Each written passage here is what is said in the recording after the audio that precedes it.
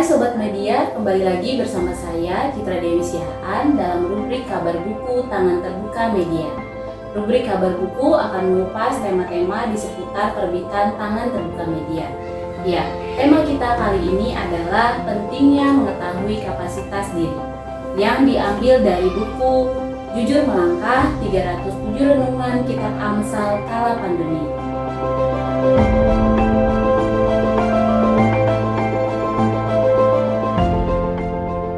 Tahukah Sobat Media bahwa tidak mengetahui kapasitas diri akan membuat kita jatuh pada dua ekstrem. Rendah diri, menilai diri lebih rendah dari yang semestinya, atau tinggi hati, menilai diri lebih tinggi dari yang semestinya. Nah, bagaimana cara agar kita dapat mengetahui kapasitas diri kita dan tidak jatuh pada dua ekstrem tersebut? Kita akan membahasnya bersama Pendeta Yoel selaku penulis dari buku Jujur Melangkah ini. Oke, baik Pak. Ngomong-ngomong soal kapasitas diri, apa sih Pak sebenarnya yang dimaksud kapasitas diri itu? Ya, kapasitas diri, ketika orang bicara soal kapasitas diri, berarti dia mengandaikan bahwa setiap orang punya kapasitas, setiap orang punya isi.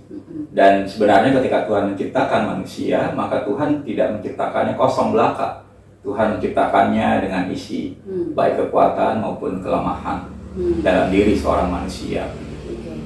Baik kekuatan dan kelemahan ya, gitu ya Pak. Ya. Jadi kalau lebih dalamnya gimana tuh Pak maksudnya? Iya, artinya Tuhan tidak hanya menciptakan semua kekuatan, semuanya serba kuat, tidak. Itu Superman namanya. Tuhan memberikan manusia juga kelemahan, mungkin agar manusia-manusia itu bisa saling bekerja sama. Kekuatan seorang menanggung kelemahan orang lain, gitu ya. Jadi saya rasa sih itu Tuhan punya maksud lah. Dia tidak menciptakan manusia hanya kelemahan saja atau hanya kekuatan saja. Oke. Nah itu kan sudah diberikan oleh Tuhan ya Pak. Nah gimana cara kita tuh apakah perlu gitu kita mengukur kapasitas diri kita Pak? Iya, karena meski sudah diberikan oleh Tuhan, tapi kan manusia sendiri harus tahu tuh seberapa jauh Tuhan memberikan kepadanya baik kekuatan maupun kelemahan. Sehingga orang harus menilai dirinya secara jujur, di manakah kekuatan, di manakah kelemahannya, dan menilai secara jujur akan membuat dia tidak terjebak dalam dua ekstrem tadi, tidak tinggi hati, tidak rendah diri, tapi dia akan belajar menjadi rendah hati, dan akhirnya dia menjadi orang yang percaya diri. Percaya diri berarti percaya bahwa dia punya kekuatan dan juga punya kelemahan, gitu ya. Orang sombong atau orang minder pada dasarnya adalah orang yang kurang percaya diri. Jadi kalau dia tidak bisa berada di tengah masyarakat, dia bisa berterima lah ya Pak ya. Iya. Masyarakat pasti nggak suka lah dengan orang sombong dan nggak suka dengan orang yang minder. Gitu. Nah itu menjadi penting kita mengetahui kapasitas diri kita. Iya, itu intinya sih. Itu intinya ya. Oke. Nah itu kan tadi Bapak bilang kita harus tahu nih kapasitas diri kita, gitu kan. Cara mengukurnya gimana Pak? Bertanya secara jujur dengan diri sendiri, lalu bertanya secara jujur dengan Tuhan, dengan dengan orang lain ya. Dengan orang lain. Bertanya dengan diri sendiri, sebetulnya di titik itu kita juga sedang bertanya kepada Tuhan, karena Tuhanlah yang menciptakan diri kita kan. Jadi di hadapan Tuhan kan kita nggak jujur. Apakah kita yang punya, apakah ini memang kekuatan kita, apa yang itu sebetulnya kelemahan kita, gitu ya. Jadi dua pribadi itu sebetulnya perlu ditanya, diri sendiri dan orang lain. Dan ketika kita bicara soal diri sendiri, kita bisa bicara dan bertanya kepada Tuhan, karena Dialah yang menciptakan kita. Gitu. Oke. Kalau kita bertanya tentang kapasitas diri kita kepada orang lain, tentunya kan bukan sembarang orang nih Pak. Iya, betul. Jadi orang yang mengenal kita dan gimana tuh Pak? Mengenal orang yang mengenal kita dan mengasihi kita. Oh iya, orang yang mengasihi kita gitu. Iya. Orang tua sebetulnya cocok untuk itu. Karena mereka adalah orang yang ingin yang terbaik dari kita. Orang tua tidak ingin anaknya sombong, apalagi minder. Dan orang tua sejati lah, ingin anaknya itu ya memahami dirinya sendiri apa adanya begitu ya. Kalau untuk kadang-kadang ada saja orang-orang yang yang dikirimkan Tuhan untuk melihat kekuatan kita, melihat kelemahan kita. Saya rasa sih itu baik-baik saja ya. Tapi intinya adalah orang itu memang orang yang sungguh-sungguh mengasihi kita, gitu ya. Kalau orang luar yang tidak mengasihi kita, lalu mengatakan bahwa kita kelemahannya begini, kesannya dia menjatuhkan kita, ya abaikan sajalah. Oke. Jadi memang harus berterima juga kalau misalnya kita dinyatakan kapasitas diri kita sama orang yang mengasihi kita, maka itu kita nggak akan sakit hati juga ya Pak ya. Atau salah satu cara yang baik ya adalah kita ingatlah kapan orang terakhir bicara sama kita. Oh, kau sangat baik dalam hal ini. Pernah ada orang ngomong dengan dirimu? Oh iya pernah. Apa yang dikatakannya? Ya dalam hal tertentu aku emang bisa lah. Gitu. Iya. Nah, ketika orang itu bicara itu, maka kita perlu tahu kan siapa orang itu. Lalu kalau dia memang bicara untuk kebaikan kita, saya rasa itu perlu didengarkan. Jangan-jangan orang itu memang dipinta Tuhan untuk memberitahukan kepada kita di mana kekuatan kita. Gimana dengan kelemahan kita itu, Pak? Iya, kalau bicara soal kelemahan, percayalah karena kita bukan Superman, ya nggak apa-apa kita punya kelemahan. Misalnya saya gagap, gitu ya, saya gagap. Kalau saya semangat maka ketahuanlah kegagapan saya, gitu ya. Dan yang harus saya lakukan adalah ya terima saja kegagapan itu. Ya saya harus berlatih keras untuk banyak nafas agar kalimat saya bisa dipahami orang, gitu ya. Tetapi saya tidak perlu pertama tidak perlu malu dengan kegagapan saya. Yang kedua tentu saya perlu berlatih, tapi memang saya tidak mungkin menghilangkan kegagapan saya itu, gitu ya. Ya sudah, nggak apa-apa, gitu ya. Diterima saja. Diterima saja, karena mau apa lagi? Iya. Itu bagian yang kita bisa menerima keberadaan kita juga ya Pak ya. Iya. Dan sebetulnya saya nggak sendirian. Di Alkitab Musa adalah orang yang gagap juga, gitu ya. Dan dia pemimpin Israel, pemimpin besar. Jadi kalau saya merasa agak frustasi dengan kegagapan saya juga tahu ada orang yang lebih frustasi lagi, namanya Musa, pemimpin besar Israel, gitu kan. Jadi ya kami selevel lah, sama-sama punya persoalan sama lah, begitu. Toh kita sebenarnya nggak perlu fokus juga ke kelemahan itu. Iya, betul. Mungkin lebih mengasah ke kekuatan atau gitu ya Kak. Iya. Jadi memang misalnya tadi ketika saya gagap, saya tidak perlu langsung suaranya langsung lancar dan segala macam. Saya hanya perlu bernafas, ambil nafas banyak-banyak, ngomong perlahan-lahan agar orang tahu apa yang saya katakan.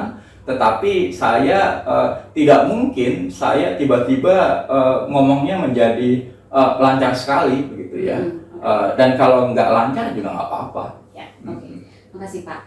Ini Pak, kalau dasar firman Tuhan dari tulisan kapasitas diri ini kan diambil dari Amsal 3 ayat 7-8. Yang bunyinya, janganlah engkau menganggap dirimu sendiri bijak, takutlah akan Tuhan dan jauhilah kejahatan. Itulah yang akan menyembuhkan tubuhmu dan menyegarkan tulang-tulangmu. Yang mau saya tanyakan, apa korelasi dari menganggap diri bijak ini dengan takut akan Tuhan dan menjauhi kejahatan itu? Apakah memang itu bertentangan ketika kita menganggap diri kita bijak, maka ada kemungkinan kita nggak takut akan Tuhan atau kita malah jadi melakukan kejahatan, tuh gimana Pak? Iya, terjemahan baru 74 mengatakan demikian. Janganlah engkau menganggap dirimu sendiri bijak. Kemungkinan Amsal ini hendak menyatakan bahwa jangan sampai orang menganggap dirinya bijak. Karena kata Tuhan Yesus pernah berkata kan, ketika ada orang berkata guru yang baik, apa kata Tuhan? Mengapa kau sebut aku baik? Hanya satu yang baik. Nah, sebetulnya kalau bicara soal kebijakan, hanya satu yang bijak, yaitu Allah sendiri. Nah, menganggap diri sendiri bijak, bahayanya adalah mungkin kita menganggap diri lebih hebat dari Tuhan, lebih bijak dari Tuhan, dan itu pasti tidak disukai Tuhan. Sehingga kalimat berikutnya adalah takutlah akan Tuhan. Tapi yang menarik adalah kalau BIMK mengatakan demikian, janganlah menganggap dirimu lebih pandai daripada yang sebenarnya. Jadi kalau kita misalnya kita tidak bisa menulis, jangan bilang kita bisa menulis, karena itu sebetulnya kita sedang menipu diri sendiri dan menipu orang lain, dan itu pasti tidak disukai Tuhan karena kita menipu diri sendiri gitu ya. Jadi kita mengajak orang lain melihat topeng kita yang jago menulis tadi, atau kita bisa menulis tapi nggak jago, kita katakan kita jago begitu kan? Berarti kan kita menganggap diri lebih tinggi nih dari diri kita sendiri begitu. Nah itu ada kemungkinan apa yang membuat orang tuh bisa seperti itu ya Pak? Apa karena gengsi kah? Jadi dia harus memakai topeng. Padahal kan itu sebenarnya bisa, kalau kita lihat dari kejahatan ini, maksudnya yang menjauhi kejahatan. Padahal itu kan sebenarnya bisa membahayakan ketika kita merasa diri mampu melakukannya, padahal sebenarnya tidak. Kalau itu berkaitan dengan orang lain, itu kan akan membahayakan orang lain juga. Iya, gitu betul, kan, Pak. betul. Misalnya kita belum pernah nyetir mobil, lalu kita katakan bahwa kita bisa nyetir mobil, itu kan sebetulnya membahayakan semua orang. Tidak membahayakan diri sendiri, tapi orang lain jadi penumpang dan orang lain yang ada di jalan gitu kan. Dan itu pasti Tuhan nggak ingin lah bahwa kita membahayakan orang lain gitu ya. Tuhan ingin kita membahagiakan orang lain. Ya, jadi berarti memang itu berkaitan ya Pak ya. Karena kita tidak mungkin lah juga melawan Tuhan. Iya. Dan dia buat apa? Kalau kita hanya ciptaan, ya Pak. Ya. Oke. Itu korelasi dari ayat firman Tuhan tadi. Nah sekarang tentang ini Pak, kecenderungan media sosial, yang kita tahu bahwa itu bisa menjadi, kadang-kadang kita membandingkan diri kita gitu. Ketika kita melihat ada orang yang lebih kaya atau lebih pintarkah atau lebih populerkah dari kita gitu kan, kayaknya itu akan membuat kita cenderung dua ekstrem tadi gitu, bisa tinggi hati juga bisa rendah diri gitu Pak. Nah gimana sebenarnya seharusnya kita menanggapi ini Pak?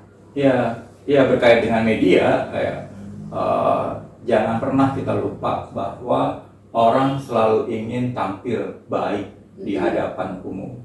Jadi berkait dengan media, maka orang pasti kalau foto begitu orang pasti akan dandan dulu. Jarang orang di foto nggak dandan dahulu gitu ya, apalagi memang orang ingin tampil baik gitu ya. Jadi ketika kita melihat di media sosial terlihat baik, ya sebetulnya itu wajar. Itu memang ciri media sosial begitu, pasti terlihat baik karena memang disetting demikian. Juga iklan, tidak ada iklan yang jelek karena memang disetting bahwa itu terlihat baik, agar orang yang melihat ingin menjadi baik seperti orang yang di iklan itu dan akhirnya membeli produk itu. Jadi aneh rasanya kalau kita merasa iri sebetulnya dengan apa yang ada di media sosial, apa yang ada di iklan, karena sebetulnya itu semua adalah kemasan. Jadi kita nggak perlu iri ya Pak ya? Iya, nggak perlu iri dan nggak perlu minder juga gitu ya. Sikap yang perlu kita lakukan adalah kita tahu bahwa itu media sosial mungkin tidak tampil dengan sebenarnya gitu ya Pak ya. Tapi persoalannya adalah karena kita mungkin gagal memahami dunia media, maka kita sendiri juga begitu. Jadi ketika kita merasa kita merasa perlu lah memfoto makanan yang sedang kita makan hari ini, memfoto kita berada di mana, memfoto kita bersama siapa, bahkan memfoto kita boncengan bersama Pak Jokowi, misalnya sepeda begitu kan. Kan sebetulnya semua orang juga tahu bahwa itu semua settingan gitu kan. Tapi karena kita merasa ingin mungkin kita merasa ingin diperhatikan. Jadi kita ingin mendapat perhatian orang lain. Jadi bahayanya dengan sebetulnya ketika orang sombong atau orang minder, sebetulnya kalau mau jujur, kemungkinan dia ingin diperhatikan orang lain. Bahwa dia punya kelebihan, atau kalau dia merasa dia nggak bisa apa-apa, dia ingin diperhatikan orang lain bahwa, oh enggak, kau punya kelebihan kok, kau punya kehebatan kok, begitu. Ujung-ujungnya sih, orang kurang dapat perhatian kali ya. Gitu, iya.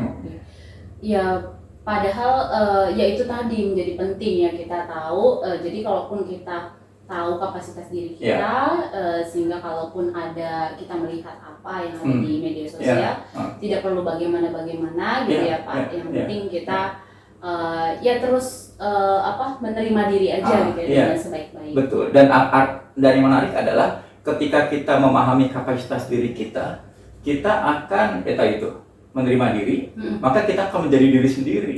Ini otentik gitu ya. Ini bukan ada topeng, nggak ada kemasan, nggak ada lipstick gitu ya. Tapi kita menjadi diri sendiri. Dan menjadi diri sendiri itu akhirnya membuat kita istilahnya apa ya? Ingin terus meningkatkan kemampuan diri. Jadi kalau saya tahu bahwa kekuatan saya adalah di sini, maka kita bisa menjadi menjadi versi terbaru, versi terbaik dari diri kita sendiri. Nah, di sini pentingnya kapasitas diri.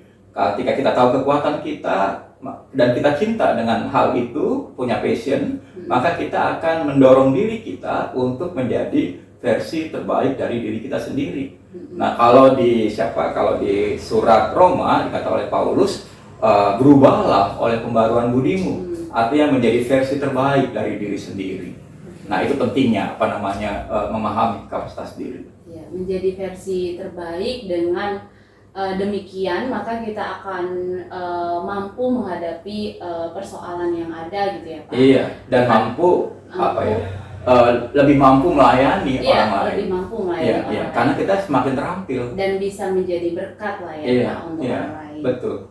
Dan memang berarti harus dikembangkan ya kapasitas itu. Misalnya dan harus diasah gitu. Iya, misalnya ketika orang tahu bahwa dia punya kemampuan di bidang masak-memasak, bikin kue, dan passionnya memang di masak-memasak, maka ketika dia mengembangkan itu, meningkatkan kemampuan itu, kan akhirnya masyarakat juga yang untung, mendapatkan kue yang terus enak, semakin enak begitu kan. Dan kalau kuenya nggak semakin enak ya masyarakat juga yang rugi gitu kan, dia juga yang rugi karena kuenya nggak ada yang beli begitu ya. Oke.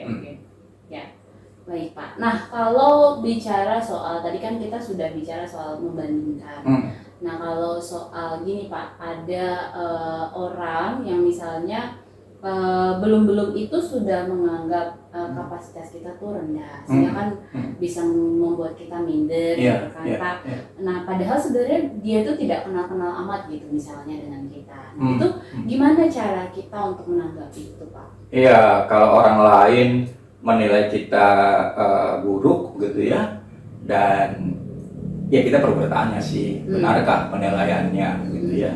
Kalau penilaiannya salah, ya sudah, abaikan saja. Kita nggak perlu bagaimana gitu ya. Karena sebetulnya dia sendiri yang telah salah memosisikan dirinya. Gitu. Karena ketika seseorang mengkritik seseorang, sebetulnya dia sedang menampilkan dirinya lebih dari orang yang dikritiknya. Itu ekstrem tadi itu ya Pak? Iya. Oke. Nah, iya padahal kan ketika memang kalau dia menyampaikan itu dengan baik-baik nggak apa-apa tuh Pak ya. Maksudnya, iya. Karena maksudnya kita toh bisa tahu karena yang memang katakanlah tulus gitu ya, menyampaikan kepada kita. Betul. Itulah tadi kenapa penting ya Pak, sehingga kita bisa misalnya kita menghadapi persoalan apa, kita ingin menegur seseorang misalnya, kita tahu jadinya gimana cara masuk ke orang tersebut, dan tidak berada di tinggi hati itu tadi atau rendah diri itu tadi, tapi memosisikan di rendah hati ya Pak. Iya. Dan orang itu semestinya perlu bertanya sih, apa motivasinya gitu ya. Dan kalau motivasi yang baik, ya apakah karena kita melihat kelemahan orang lain, apakah dia juga berdoa untuk menyampaikannya begitu kan? Iya, karena apa namanya, kalau sekadar memperlihatkan bahwa dia punya pengetahuan, kalau sekadar memperlihatkan bahwa dia punya kelebihan dari kita, maka sebetulnya itu nggak akan mengubah orang yang di apa ya, dikritik gitu ya. Iya. Iya. Jadi malah akhirnya tidak masuk gitu ya Pak, Oh iya, orang tersebut iya ya. betul. Siapa yang suka dikritik? Nggak Betul, ada orang yang betul. suka dikritik. Sama halnya kalau misalnya kita punya ide pun ketika kita ingin mengutarakan, dan kalau misalnya itu membuat orang jadi tidak nyaman, Ya. itu akhirnya tuh tidak jadi jalan kan maksudnya. Iya. Yang sayang sekali, mungkin itu Iya. bagus gitu. Iya.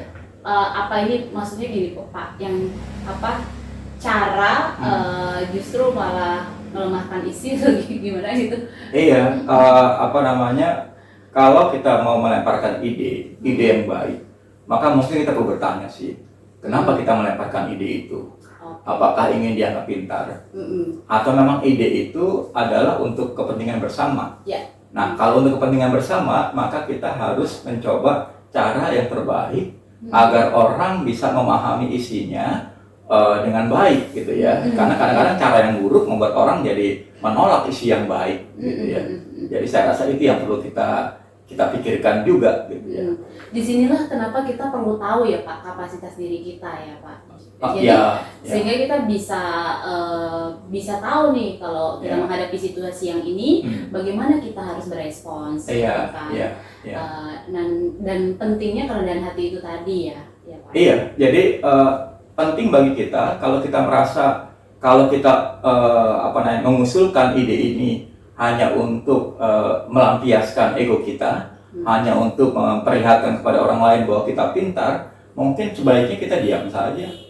Buat apa begitu kan? Itu hanya akan membuat orang sakit hati. Gitu kan? Ya, cara itu mengerikan sebetulnya. Cara yang baik haruslah menjadi penting ya, berkait dengan ide atau isi yang baik.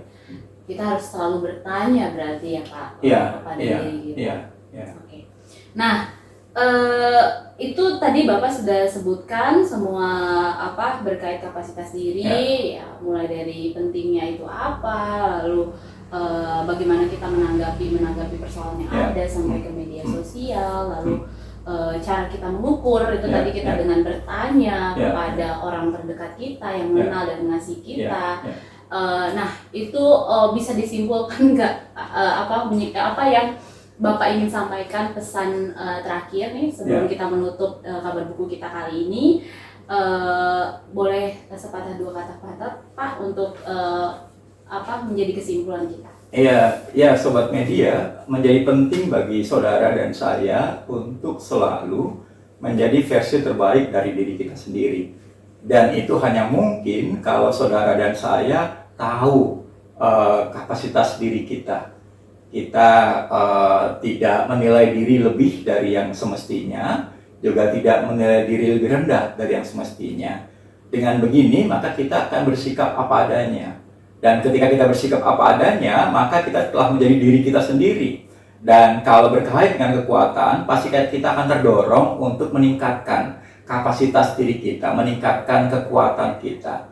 Dan akhirnya, sekali lagi, ini panggilan setiap orang menurut saya, menjadi versi terbaik dari diri kita sendiri.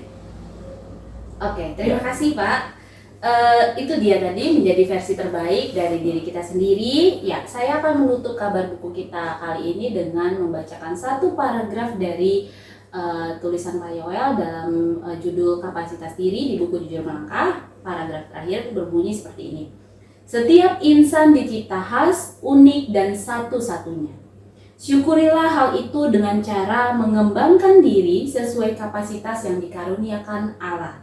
Itulah yang akan membuat, mengutip Alkitab bahasa Indonesia masa kini, badan kita sembuh dan batin kita segar. Percayalah. Sampai di sini kabar buku kita kali ini. Sampai jumpa di kabar buku selanjutnya. Saya Citra Dewi Sihaan dan saya Yoel Indra Smoro. Pamit undur diri dan bangun jiwa via media.